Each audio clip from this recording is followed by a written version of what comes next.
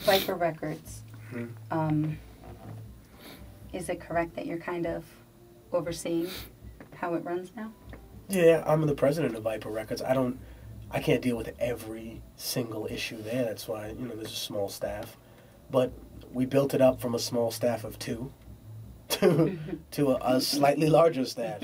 I think in terms of Viper Records, really it started out as just a way to provide me with a home and to put music that I liked out.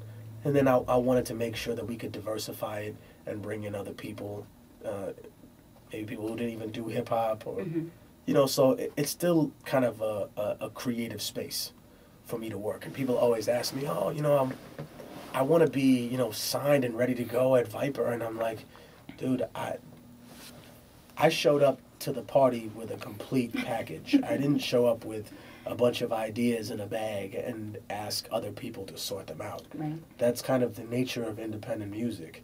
If you have a complete product, you know who you are, you know how you want to be managed, or you know what the image that you want to project to the entire world about who you are is, and you want ultimate control over it, then the underground or independent world seems like a very, very good place to set your standard for other people. But, all entertainment, at some point, you realize most of these guys, 99% of them, they're taken care of by male and female babysitters who are grown. That's the music industry, the entertainment. They have more in common with a child than they really do with like a gangster or a criminal. Or, you know what I mean? Maybe your bodyguard's going to do something, but you're not. Right. You're scared of catching a charge. You can say anything you want to nowadays and hide behind a phalanx of guards or paid security. That doesn't make you tough or hardcore. You got beef with a gang, or you say, you got to pay the toll. Right. That's it. Then you can go. Unfortunately, this is how it is. This is the world where people don't want to, create too much friction. Very few old schoolers that do it the old-fashioned way, that'll come see you if they have some problem with you. I prefer dealing with people like that. But you don't always have to, because this business, it's not the same way it used to be. We talk all the time about studio thugs and Twitter thugs and how everybody, they'll talk all that stuff behind the scenes, but when the time comes that they really need to act on something, they don't. They just pass people by. Well, I mean, the other thing is this.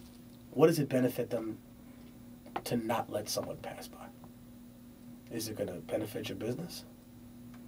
Is it going to make you harder? If anything, it is going to close a lot of doors for people. Violence, as real as it was, as much of the culture as it was what facilitated the corporations coming in and taking over hip-hop. So, you guys can't run this by yourselves. Right. The same way a first world comes to the third world. Oh, you uncivilized people need us to teach you how to run this. Right.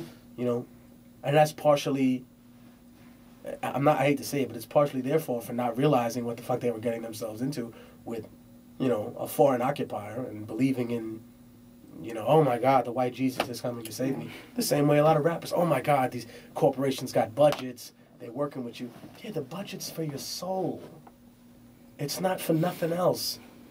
It's a price that's put on your head. Right. You see lots of people out there, unfortunately from a certain demographic more than another in this city, but not around the world. Around the world, it could be anybody, selling their bodies for money.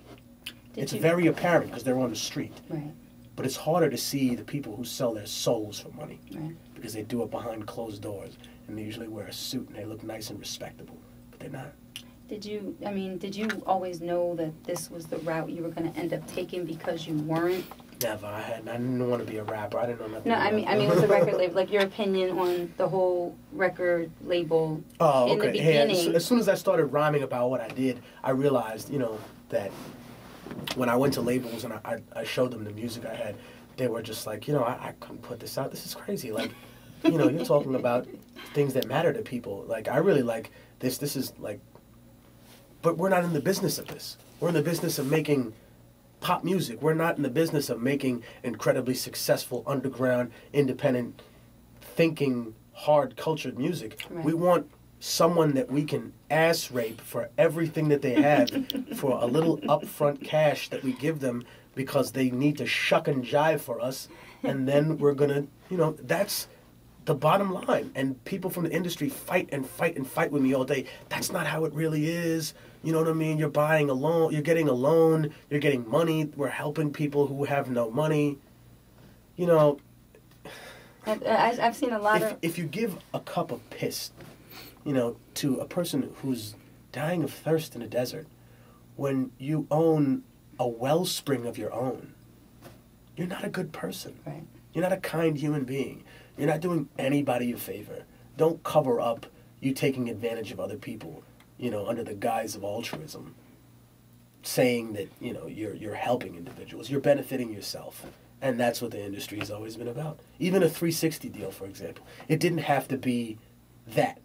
It didn't have to be, another form of slavery. You could have come in and said, all right, after the expenses are taken out of the gross, then we'll split the proceeds 50-50. No, we'll split the proceeds 50-50, and then every single thing that gets charged this will always come out of your end. Your end, right. And at the end of the day, I end up with 50%, and you end up with...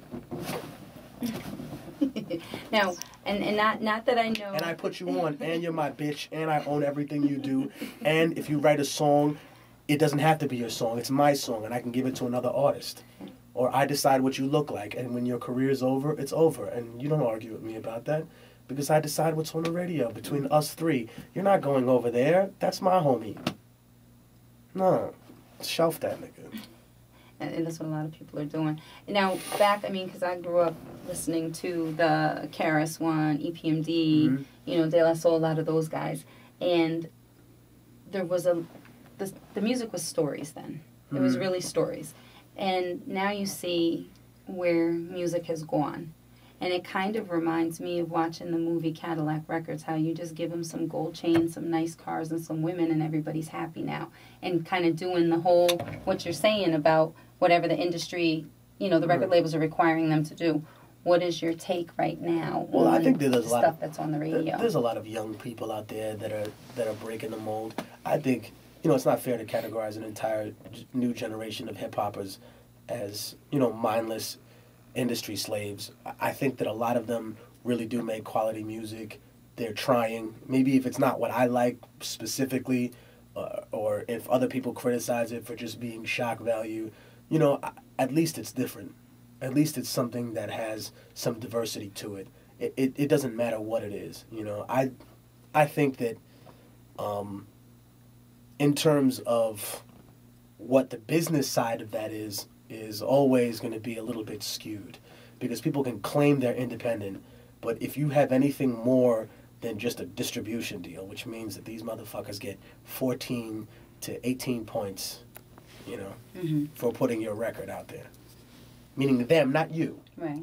They get 14% of whatever the retail cost of what the album is, then you're not really independent.